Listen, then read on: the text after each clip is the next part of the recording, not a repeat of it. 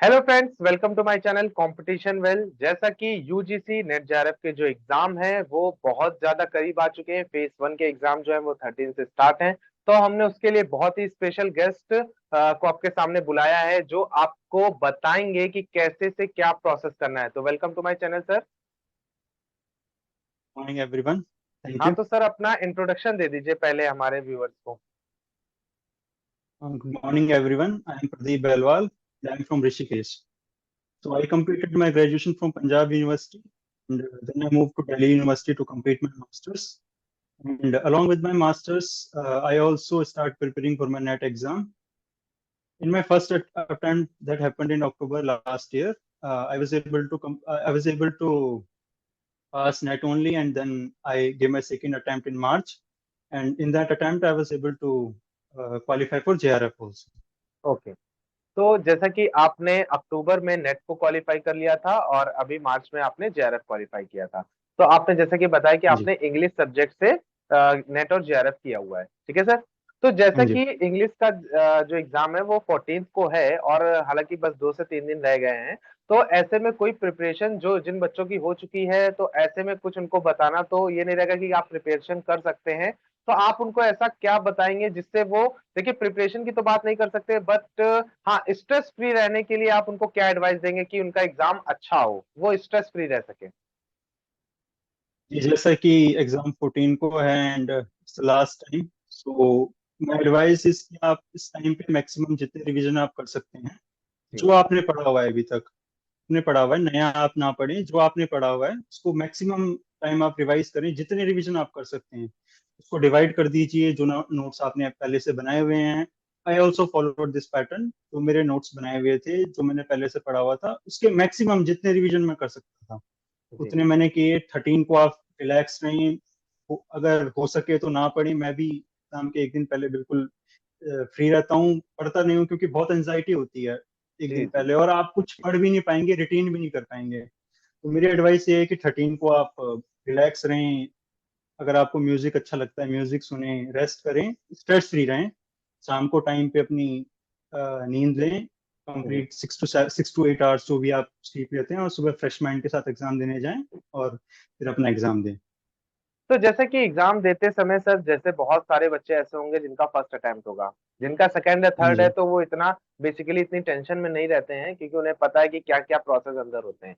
तो जैसे कि जिनका फर्स्ट अटेम्प्ट है, तो उनको क्या ऐसा ध्यान में रखनी चाहिए बातें जिससे उनका जो एग्जाम है, कौन सा सेक्शन पहले अटेम्प्ट करना है, कौन सा नहीं करना है, तो इसको बता दीजिए सर। देखिए, अगर आपने मॉक अटेम्प्ट किए, क्योंकि मॉक अटेम्प्ट करने बहुत जरूरी होते हैं, जी उसमें आपको आइडिया मिलता है कि आपने एग्जाम देना कैसे। नहीं किए हैं तो स्ट्रेस ना हो, इसको ऐसा समझिए ये एक्सपीरियंस है आपका, एक्सपीरियंस की तरह जाएं। ये जी। अब हम सब लर्नर्स ही हैं, कोई एक्सपर्ट नहीं होता, सब सीखते जरूर। लर्निंग से ही हैं। सो आपने अगर मॉक लगाए हैं, उसमें आपने एनालाइज किया होगा कि आप क्या प्रिफर करते हैं। जैसे मैं पेपर 2 पहले करना प्रेफर करता था, जी क्योंकि पेपर 1 में मैथमेटिकल क्वेश्चंस होते हैं और क्वेश्चंस होते हैं, तो मैं अटक जाता था उनमें, मतलब आई जी used to take more time. तो मेरी अप्रोच ये होती थी कि आई सॉल्व पेपर 2 फर्स्ट, और उसमें मैं मैक्सिमम 1 to 1.5 hours लेता था. So paper 2 I used to attempt first, and then I used to move to paper 1.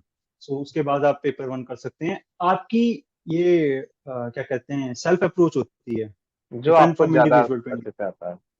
जो आपको ज्यादा प्रेफर करते हैं, जो आप, वो डिपेंड करता है। मॉक लगाना इसके लिए जरूरी हो जाता है थोड़ा, क्योंकि अगर आप मॉक लगाते हैं तो आपको एक एनालिसिस मिल जाता है जी कि आप कैसे इसको अप्रोच कर सकते हैं। अगर मॉक नहीं लगाए हैं, टिकट ऐसा एक्सपीरियंस, रिलैक्स होके जाएं, अच्छी नींद लें, बहुत ज्यादा जरूरी है, तो आपको कम स्ट्रेस होगा। अगर आपकी नींद पूरी नहीं होगी तो एग्जाम टाइम पे हो सकता है आपको नींद आ जाए, ज्यादा स्ट्रेस हो जाए उसकी वजह से। सो आप अच्छी नींद लें, आराम से जाएं, और फिर अपना पेपर अटेम्प्ट करें। जी। तो जैसा कि सर, इंग्लिश से आपने नेट और जेआरएफ किया है, तो जितने भी बच्चे इंग्लिश का एग्जाम, खैर ये तो 14 का ही है, तो जितने भी बच्चे आगे भी हमारे देखेंगे वीडियो को, जो अगली बार देंगे यूजीसी नेट जेआरएफ का, तो क्या कौन सी बुक पढ़नी चाहिए और क्या प्रोसेस को, जैसे कि आप अपनी जर्नी बता सकते हैं कि आपने अपनी जर्नी में कैसे प्रिपरेशन की है इंग्लिश की, कि आपने निकाल लिया नेट और जेआरएफ दोनों ही। हाँ जी. तो देखिए मेरी जर्नी स्टार्ट होती है back from the lockdown period. उस टाइम पे क्या हुआ था, 2020 में आई was in my second year, उस यस। सेमेस्टर में था मैं, and at the time lockdown happened, पता है लॉकडाउन। सो उस टाइम पे तो आपको पता नहीं था क्या करें क्या ना करें, सब लॉकडाउन हो गए थे घर में। So at that period of time मेरे मेंटोर हैं डॉक्टर प्रणव कपिल सर हैं, he was in my college, so he suggested me कि you should start preparing for your MA exams. Yes. MA के एंट्रेंसेस होते हैं, you should start preparing for that.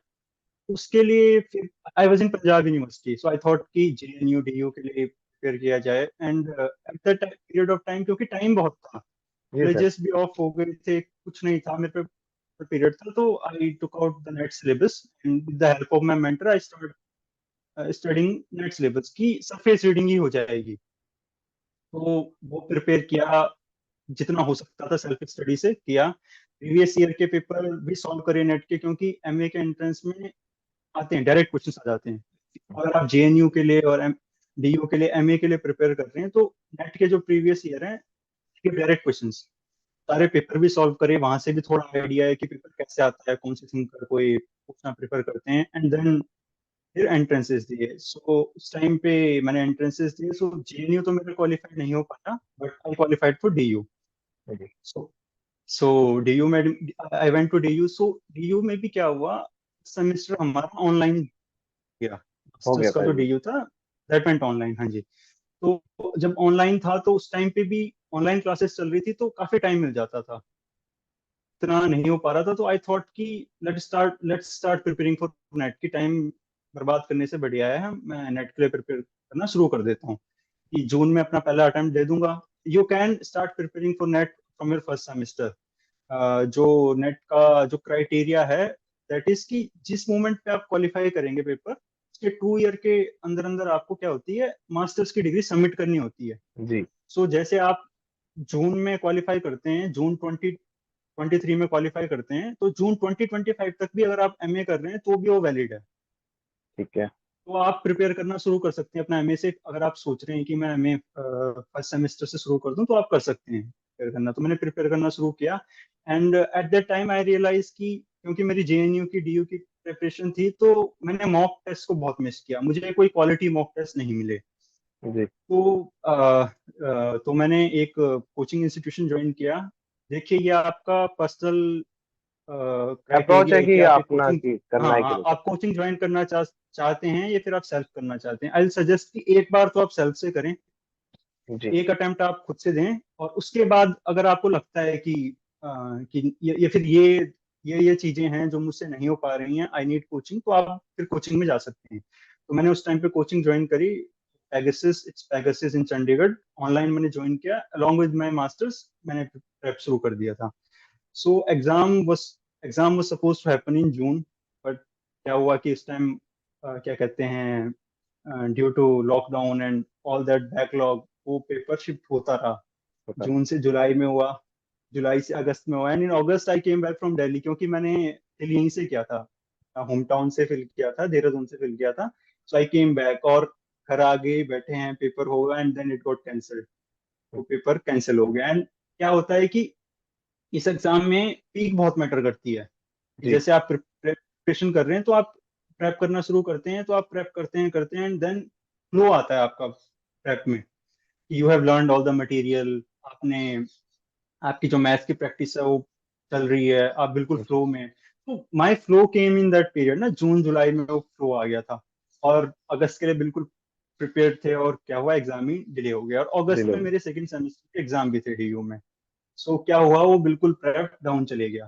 तो फिर अगस्त में एग्जाम दिए, एंड अक्टूबर 13 को डिसाइड हुआ कि हाँ, इस दिन हमारा इंग्लिश का नेट का एग्जाम। एग्जाम होगा। फिर रिवीजन शुरू करे, जितनी रिवीजन कर सकते थे। हालांकि इतनी अच्छी प्रेप नहीं हो पाई उसके बाद, क्योंकि नीचे चला जाता आपका स्लोप, आप हाँ वो तो होता ही है कॉलेज कि एक बार। शुरू कर देते, हाँ आपका स्लोप नीचे चला जाता है जितना हो पाया। And I gave my exam, और उसके बाद आई क्वालिफाइड नेट विद 99.24 परसेंटाइल, और मैंने एक या फिर दो क्वेश्चन से जेआरएफ मिस कर दिया। JRF was on 99.32, and I score 99.24। सो 0.08 से मेरा जेआरएफ रह गया। एंड उस टाइम पे ऐसा लगा कि थोड़ा और कर लेते, क्या हो कर सकता लेते हैं। था क्या नहीं हो सकता। बट देखो ऐसा होता है कि जब आप नेट के लिए प्रिपेयर कर रहे हैं तो it is a competitive exam. जी तो हो सकता है कि कभी आपके फेवर में आए ना आए, डिसअपॉइंटमेंट भी आपको हो सकती है। I was expecting JRF but I did not get JRF. So वहां पे इम्पोर्टेंट होता है, I talk to my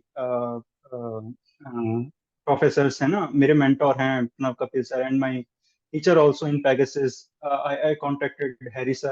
I contacted with him, and then I decided कि चलो जो हो गया, and I'll give another attempt. तो जी लग ऐसा रहा था उस टाइम पे कि पेपर जून में होगा, जी जी मर्ज हो जाएगा, जून में होगा। और दिसंबर में मेरे कॉलेज के एग्जाम थे, सो आई मेरा जो फोकस था वो शिफ्ट हो गया उसमें। सो फिर दिसंबर में एग्जाम दिया, एंड दिसंबर लास्ट में नोटिफिकेशन आया एनटीए की तरफ से कि we will conduct this exam in March. जी फेब्रवरी फेब्रवरी मार्च का उनका कुछ डेट आया कि हम इसमें कंडक्ट करेंगे। So it was luck also, God willing, कि मुझे एक और चांस मिल गया मार्च में। फिर मैंने क्या किया, मैंने अपनी प्रेप छोड़ी नहीं वहां पे। आप, हो सकता है कि आप पहली बार क्वालिफाई ना करें, कुछ मार्क्स से रह जाएं, कुछ मार्क्स से आपका जेआरएफ रह जाए, जी उस टाइम पे आपने छोड़ना नहीं है, अपनी प्रेप को कंटिन्यू रखना। आई कंटिन्यूड माई प्रेप, मैंने कंटिन्यू रखी। मैंने कोचिंग नहीं की सेकंड टाइम में, एक बार मैंने कर ली थी। I with my college I continued my prep, और मैंने अपनी प्रेप कंटिन्यू रखी।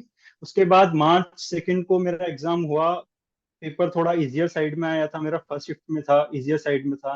और इस टाइम 99.73 परसेंटाइल के साथ मेरा जेआरएफ भी क्वालिफाई जेआरएफ हो गया। जी। हाँ जी। तो हाँ जी। ओवरऑल, तो जी हाँ जी जी, तो ये बोलिए। मेरी जर्नी थी। एंड अबाउट बुक्स की, आपको बुक्स पढ़नी चाहिए, कैसा आपको करना चाहिए, तो देखिए ऐसा है कि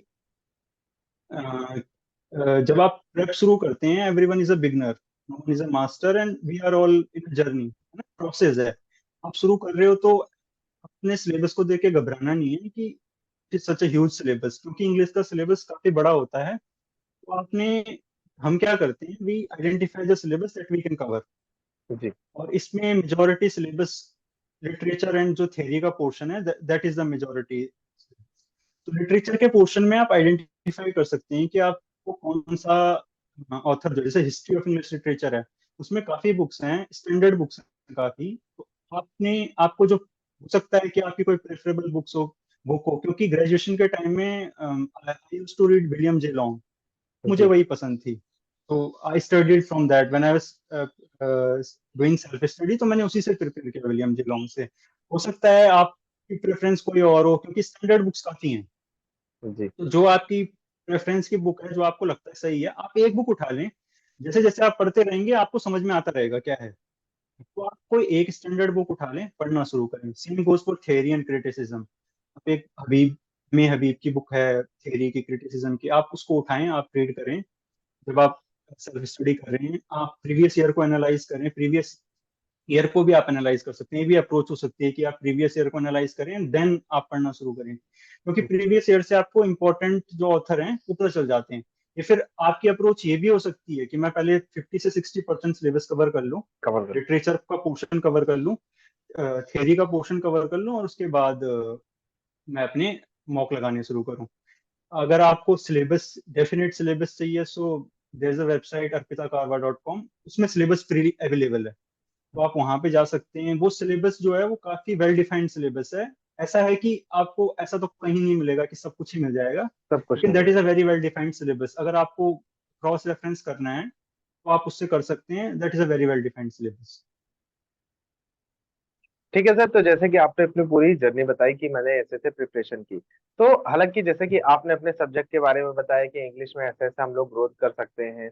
तो जैसे कि क्या होता है ना सर, जैसे कि आपने बताया कि मैंने इस प्रॉब्लम में भी आपके साथ बहुत सारी आपको प्रॉब्लम फेस करनी पड़ी एग्जाम में। तो हाँ जैसे जी। कि बाकी जितने भी यूजीसी नेट जेआरएफ के जितने भी बच्चे हैं जो एग्जाम देंगे, या इस बार देंगे या आने वाले अगले बार में जो एग्जाम होंगे उसमें देंगे, तो हमें क्या, कैसे, मतलब सब्जेक्ट अगर कोई भी हो, तो हमें हाँ जी। प्रिपरेशन हाँ को जी। कैसे स्टार्ट करना चाहिए, मॉक टेस्ट कब लगाने चाहिए, ऐसा कुछ बता दीजिए। देखिए, हाँ जी, जो बेसिक साइंस एग्जाम के, जो आप नेट का एग्जाम दे रहे हैं, वो है, इसमें आपकी सबसे बेसिक चीज जो होनी चाहिए, that is consistency. Consistency and discipline is going to give you something in this exam. जी अगर आप 4 से 6 घंटे पढ़ रहे हैं डेली, आपने सोचा है कि मैं इतना पढ़ूंगा, आप यहाँ से स्टार्ट कर रहे हैं, तो आपको कंसिस्टेंट रहना पड़ेगा। जी देखिए होता क्या है, शुरू में जब हम अपनी जर्नी स्टार्ट करते हैं, I have also suffered this, कि होता है कि हम शुरू में तो काफी मोटिवेशन होती है, जोश होता है, तो शुरू में तो हम बिल्कुल किताब वगैरह सब खरीद लेंगे, पूरा मटेरियल ले लेंगे और कहीं से कुछ कर लेंगे, और क्या होता है काफी लेके आप रख लेते हैं। मोटिवेटेड होते हो। जी। और उसके बाद क्या होता है कि बिल्कुल जीरो। जी। फिर आपका एक हफ्ते का गैप आ गया, आप कहीं घूमने निकल गए, किसी की शादी में चले गए। सो आपको ये चीज एनालाइज करनी है कि मैंने ये नहीं होने देना। मैंने हम्म। डिसाइड किया है कि मैंने 4 आवर्स की स्टडी देनी है, तो मैंने देनी है। Because discipline is the basic of this exam. किसी भी कॉम्पिटेटिव एग्जाम का तो होता ही है, बट यहाँ पे बहुत जरूरी है कि आप अपनी कंसिस्टेंसी को मेंटेन करें किसी भी सब्जेक्ट में। 4 to 6 आवर्स का आप टाइम देना शुरू करें, फिर धीरे धीरे करके जैसे जैसे आप करेंगे। देखो ऐसा है कि no one is a master ना, जैसे मैंने कहा सब बिगनर होते हैं। जी। और एक कोट है कि if you search the head of the widest river in the world, you will find but bubbles of water. तो जी। आप दुनिया की सबसे बड़ी रिवर का भी सर देखने जाओगे ना, तो जहाँ पे उसका सर होगा ना, वहाँ पे बस बुलबुले होंगे पानी के, और कुछ नहीं होगा। तो यही होता है, आप भी बुलबुलों से ही शुरू कर रहे हो, आपको कोई इतनी नॉलेज नहीं है, आप शुरू कर रहे हो। बट क्या है, जैसे जैसे आप उस जर्नी में आगे जाओगे, आप अपनी कंसिस्टेंसी को मेंटेन करोगे, तो जैसे आप थोड़ा आगे चलोगे, तो आप जब आप अपनी जर्नी को पीछे देखोगे, तो आप रियलाइज करोगे कि yes I have achieve many things. जी। सब कुछ तो आप नहीं कर पाओगे जो आप सोच के चलोगे, लेकिन आप एक बेटर पोजीशन में स्टैंड कर रहे होगे अगर आप उस जी। डिसिप्लिन को मेंटेन करोगे। तो आप डिसिप्लिन को मेंटेन करें, आप एनालाइज करें, this is paper 1, this is paper 2। Paper 2 में मैंने कितना टाइम डिवोट करना है। पेपर 1 पे अगर आप कम टाइम भी शुरू में डिवोट करेंगे, तो आप लास्ट में कवर कर सकते हैं। मैंने जी। भी पेपर 1 पे स्टार्टिंग से इतना फोकस नहीं किया, लास्ट के 3 मंथ्स में मैंने ज्यादा फोकस किया। मेरा मैथ्स का पोर्शन अच्छा था, तो I use to do a DI daily, तो डीआई मैंने डेली लगा दी लास्ट के 2 मंथ्स में। एक डीआई मतलब 2 डीआई में डेली करता था मैथ्स के। सर्टेन पोर्शन में डेली कर रहा था प्रैक्टिस, है ना। स्टैटिक पोर्शन में आपका कॉम्प्रिहेंशन आता है, कॉम्प्रिहेंशन के क्वेश्चन आप डेली प्रैक्टिस करें। जो स्टैटिक पोर्शन है, कम से कम उसमें आप मैक्सिमम स्कोर करें। 15 to 20 मार्क्स का स्टैटिक पोर्शन आता है, which you know for sure कि ये आएगा ही आएगा। तो maths, DI, comprehension, logic and reasoning, ये जो आपका ये है, इसकी आप डेली प्रैक्टिस करेंगे लास्ट के 2 महीने में। अगर आप डेली प्रैक्टिस रहेंगे, तो जो मैंने आपको फ्लो की बात करी, आपका फ्लो बनेगा। तो जब आप जी। एग्जाम देने जाएंगे ना, तो आपका फ्लो प्राइम पे होगा, आप टॉप पे होंगे उस टाइम पे।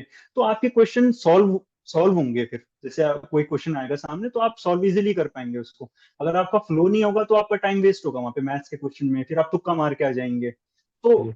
वो एक सही चीज नहीं है, उसमें आप डेली प्रैक्टिस करें लास्ट के 2 मंथ्स में। शुरू से आप अपना पेपर 2 पे फोकस करें, उसका सिलेबस वाइड होता है, तो उसको आप कैसे कवर कर सकते हैं, ये अपनी स्ट्रेटेजी बनाए। तो ऐसे आप कर पाएंगे। लेकिन जो की है इस एग्जाम की, जो मैंने रियलाइज किया है, दैट इज कंसिस्टेंसी और जी। डिसिप्लिन। अगर आप उस डिसिप्लिन और कंसिस्टेंसी को मेंटेन कर पाएंगे लाइफ के किसी भी, अगर आप एस्पेक्ट को देखेंगे, तो कंसिस्टेंसी और डिसिप्लिन ही आपको कुछ देता है। इस जी। एग्जाम में भी वही है, आप अपनी कंसिस्टेंसी रखें, आप अपना डिसिप्लिन रखें, और चीजें होंगी। ऐसा है कि बीच में आपको डिमोटिवेशन भी आएगा, because we are all humans. जी। वो डिमोटिवेशन आता है, मैं भी लैग लैग हो जाता है कभी कभी। 1-2 दिन का आपका गैप पीरियड आएगा, कि जैसे आप लगातार 1 महीने के स्ट्रेच में पढ़ रहे हो, तो क्या होगा कि आप थोड़ा, होता है कि हैवी फील डिमोटिवेशन आता है, बट करोगे। जी। है ना। और क्या है कि स्पेशली अगर आप लिटरेचर के स्टूडेंट हैं, तो ये एग्जाम जो है, इट इज नॉट, ये आप इस बात को आप समझें कि इट इज नॉट, मतलब ये आपकी लिटरेरी कंपिटेंसी को चेक नहीं कर रहा है। दिस अच्छा। इज मेड टू टेस्ट कि आपकी कंसिस्टेंसी कितनी है, आपकी सिंसेरिटी कितनी है, आप कितने। इतने घंटे बैठ के पढ़ सकते हो कि नहीं पढ़ सकते हो। तो क्या है कि आपको रटना पड़ेगा बहुत सारा डेटा, है ना, क्योंकि एग्जाम ही ऐसा प्लान है, तो आपको करना जी। पड़ेगा वो। आपको डेटा रटना पड़ेगा, आपको ये रीड करना पड़ेगा। तो हो सकता है कि डिमोटिवेशन आए, एक दिन का लैग भी आ जाए, आप छोड़ दें कि अब तो नहीं हो सकता ये, और थोड़ा घूमने निकल जाएंगे एक दिन का। एनालाइज दैट, और ये आप मेक श्योर करें कि ये एक दिन 7 दिन में कन्वर्ट ना हो जाए। जी। एक दिन का आ गया, आपने एक दिन का लैग ले लिया, that is all right. Get back to the process. Process को फॉलो करें, डिसिप्लिन मेंटेन रखें, कंसिस्टेंसी मेंटेन रखें, and surely you will succeed. अगर इसके बाद भी फेलियर आ जाता है, because it is a competitive exam, और आप कुछ ऐसा श्योर नहीं होता कि हो ही जाए, जी। तो डिमोटिवेशन आ जाता है। क्या कहते हैं, आपको ऐसा भी लगता है कि मैंने इतनी मेहनत करी और कुछ नहीं मिला। एट दैट जी। Point of time, talk to your mentors, है ना। जी। आपकी फैमिली है, आपके पेरेंट्स हैं, ब्रदर सिस्टर्स हैं, जिनको आप यू लुक अप टू ना, सो जी टॉक टू देम, वो आप अपना वापस लेके आए, अपना मोटिवेशन वापस लेके आए, एंड फिर आप अपना प्रेप वापस शुरू करें। एंड क्या होता है कि जब आप इस प्रोसेस को पूरा कर लेंगे, सक्सेस की गारंटी तो नहीं होती है कॉम्पिटिटिव एग्जाम में, but you become a better person, है ना, यू जी बिकम अ नॉलेजेबल पर्सन। तो जी इस प्रोसेस को अगर आप फॉलो करेंगे, you become more knowledgeable, you become a better person, है ना, आपकी नॉलेज जो होती है वो बेटर होती है, आपके लिए बहुत सारी डायरेक्शन खुल जाएंगी, you will learn how to work hard. और एक बार आपने इस प्रोसेस को सीख लिया है कि हार्ड वर्क कैसे करते हैं, तो आप बहुत कुछ अचीव कर लेंगे। जी सो अपनी कंसिस्टेंसी और डिसिप्लिन को मेंटेन रखें, और गॉड विलिंग आपका जरूर क्लियर हो जाएगा नेक्स्ट ईयर जी। में। और जैसा कि प्रदीप जी आपने बताया कि जो 2 मंथ, लास्ट 2 मंथ होते हैं, उसमें अगर हम प्रिपरेशन स्टार्ट करेंगे पेपर वन की, तो आई थिंक वैसे 2 मंथ्स बहुत है कि 2 मंथ्स हाँ में जी। अगर हम लोग करते हैं तो जैसे कि जो यूजीसी का अगर कोई एग्जाम दे रहा है, तो कोई यूजीसी कोई छोटा एग्जाम नहीं है। जितने भी लर्नर्स हैं जो भी एग्जाम देने जा रहे हैं, वो आई थिंक काफी अच्छे हैं पढ़ने में, तभी उन्होंने यूजीसी सेलेक्ट किया। हम्म। और वो 2 मंथ्स में अगर कवर करना चाहेंगे, जैसे कि जो सबसे ज्यादा टफ टफ क्वेश्चंस बन जाते हैं रीजनिंग के और क्वांटिटेटिव एप्टीट्यूड के बन जाते हैं, तो इनको समझना और मॉक टेस्ट अगर वो करेंगे तो काफी इजिली वो लोग इसे समझ सकते हैं। हम्म। पेपर वन आप लास्ट के 2 मंथ्स पे ज्यादा फोकस करेंगे तो भी हो जाएगा, क्योंकि हो जाएगा। Paper one is common for everyone, है ना, जी सबके लिए जी जी। कॉमन है वो। तो वो ना उसकी डिफिकल्टी लेवल मॉडरेट होता है, मॉडरेट होती है मीडियम जी। टू मॉडरेट, ना, मीडियम टू मॉडरेट आएगा। और जो क्वेश्चन टफ आएगा वो सबके लिए ही टफ आएगा। जी अपने एक क्वेश्चन के लिए आप, ऐसा नहीं है कि आप पूरा महीना बर्बाद कर दें अपना, वो बेवकूफी हो जाएगी कि जी आपने सोचा कि इस पोर्शन से बहुत टफ क्वेश्चन आते हैं तो मैं इसमें एक और महीना लगा लेता हूँ, जी और लास्ट में क्या हुआ, उससे आपको एक ही क्वेश्चन मिला, एक ही जी एक्स्ट्रा क्वेश्चन मिला। तो that is not worth five. जो आपकी कॉम्पिटेंसी चेक की जा रही है वो पेपर टू में की जा रही है जी ना, वो आपका कोर सब्जेक्ट है, वट एवर दैट इज। तो उसमें आप अपना टाइम लगाएं, 4 to 6 मंथ्स का आप डेडिकेटेड इसको पढ़ाई दें, तो आप डेफिनेटली अच्छा कर जाएंगे। जी। तो प्रदीप जी आपने आई होप बहुत अच्छा मतलब अपनी भी जर्नी बताई, और बच्चों के आई थिंक सारे सवाल क्लियर हो गए होंगे। बाकी आपने जितना भी बताया, अगर अपनी तरफ से कोई एडवाइस हमारे व्यूअर्स को देना चाहते हैं तो प्लीज सर दे सकते हैं। जी, मैं तो यही कहूंगा कि आप अपनी कंसिस्टेंसी मेंटेन रखें, डिसिप्लिन अपना मेंटेन रखें। लैग आएगा, सबका आता है, मेरा भी आया था, जी बट आप एनालाइज करें कि ये लैग आ रहा है, बाउंस बैक करें तुरंत, और get back to your prep. और क्या है कि अगर आप मास्टर्स के साथ कर रहे हैं, मैंने मास्टर्स के साथ किया है, तो अगर आप मास्टर्स के साथ कर रहे हैं तो देखिए, इट विल बी टफ, वो इजी नहीं होता। जी बट रियलाइज कि अगर आप डिसाइड कर रहे हैं कि मैंने मास्टर्स के साथ करना है, तो आपने वो ट्रबल अपने आप लिया है अपने ऊपर, कि ऐसा तो है नहीं कि कोई किसी आपको ने पुश दिया है। कर रहा है कि आप जी मास्टर्स के साथ करें, लेकिन आप सोच रहे हैं कि I want to achieve something more, तो जी उसके लिए आपको थोड़ा सेक्रीफाइस भी ज्यादा करना करना पड़ेगा। पड़ेगा जी। तो आपकी सोशल लाइफ थोड़ी जीरो हो जाएगी, कि आप कुछ क्लासेस लगाएंगे, फिर आपको अपना पढ़ना भी है 4 to 6 आवर्स डेली, तो आपकी सोशल लाइफ जीरो हो जाएगी। अंडरस्टैंड कि आपने वो, कहते हैं, आपने वो खुद डिसाइड किया है कि मैं ऐसा करूंगा, तो जी वो सेक्रीफाइसेस आपको करने पड़ेंगे थोड़े। एंड क्या होता है कि अगर आप इस प्रोसेस को फॉलो करेंगे तो हो जाएगा। सेकेंड थिंग कि अगर आपको कोई ऐसा कह रहा है कि इजीली हो जाता है, मैंने तो नहीं पढ़ा और मेरा हो गया, देखिए ऐसा रेयरली होता है, मैं नहीं बहुत मानता कम। ऐसा होता है। जी जी बट आप उनको कंसीडर कि वो भगवान से भाग्य लिखवा के आए थे कि उनका हो गया बिना पढ़े। जी अपनी अपनी मेहनत पूरी रखनी है, जी hard work is something, hard work will give you something. तो आपने अपनी कंसिस्टेंसी रखनी है, किसी की इस बात पे नहीं आना, इस बात पे नहीं आना कि हमने मेहनत नहीं करी और हमारा हो गया। जी आपने अपना एफर्ट पूरा रखना है, आपने सारे जितने भी पोर्शन है आपने सब कवर करने। That is how you are going to qualify this exam for sure. जी आपने लक पे नहीं जाना, आपने एग्जाम डे में जिस दिन आप बैठने जाओगे तो आपने लक पे नहीं जाना। दूसरा ये होता है कि जब हम बहुत सारा पढ़ते हैं तो एग्जाम से एक दिन पहले हमारे अंदर ये डाउट आता है कि मुझे तो कुछ नहीं आता, जी सर। है ना। Socrates was the wisest man in the world, and he was the wisest man because he know that he know nothing. उसको पता था कि उसको कुछ नहीं आता, इसलिए वो वाइजेस्ट था। सो नॉलेज के साथ ये चीज आती है कि हमें ऐसा लगता है कि इतना सारा है करने के लिए। सो वो डाउट सबको आता है, मुझे भी आता था एग्जाम से एक दिन पहले, मैं भी ऐसे सोचता था कि कैसे होगा, इतना सारा तो पढ़ा ही नहीं है। लेकिन अगर आपने वो हार्ड वर्क लगाया है, आपके पीछे वो एफर्ट है, तो फॉर श्योर आपको सक्सेस मिलेगी और सक्सेस वहां पे वो मिलेगी। क्वेश्चंस आएंगे, आप कर पाएंगे। जी। चलिए प्रदीप जी, आपने अपना कीमती समय दिया और बहुत सारी जानकारियां आपने व्यूअर्स को दी हैं, तो उसके लिए बहुत बहुत हाँ जी, धन्यवाद आपका। थैंक यू, तो ऑल द ऐसे, बेस्ट फॉर ओके, ऐसे व्यूअर्स व्यूअर्स एवरी। जितने देख रहे हैं हमारी वीडियो को, हम ऐसे ही बहुत मेहनत से अच्छे अच्छे लोगों को बुलाते हैं जो आपको गाइड करते हैं और आपको अच्छी अच्छी चीजें बताते हैं कि आपको एग्जाम कैसे करना है। तो ऐसे ही वीडियो पाने के लिए हमारे चैनल कॉमेडी चैनल को लाइक, सब्सक्राइब और शेयर करना ना भूलें। Thank you.